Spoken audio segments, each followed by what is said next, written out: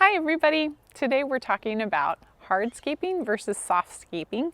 What is it and how do I balance between the two? So you can probably guess, softscaping is anything plant related and hardscaping is anything that is man-made.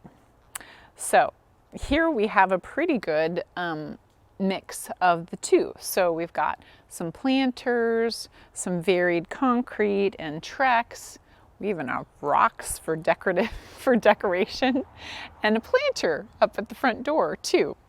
All of these are examples of hardscape, and they lend structure typically to your garden and to your curb appeal, so that when people walk up to the front door, they feel at peace and also like you know what you're doing, like somebody knew what they were doing when they built this place. All of the plants that you have that are established are going to lend a lightness and a softness to the space so that you feel at ease and you feel like it's been around for a while.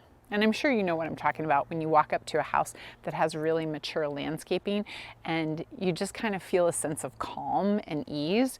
Whereas like if you walk up to a new construction home and it has very tiny plants, it just kind of feels sterile, right?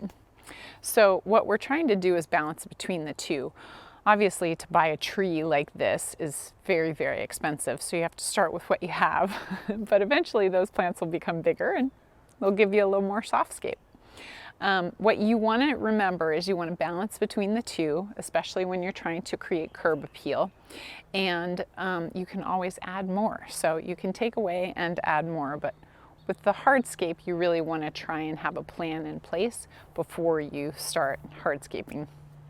So when you're working with your softscape, make sure you tune into our other video on pruning techniques that'll help you deal with that.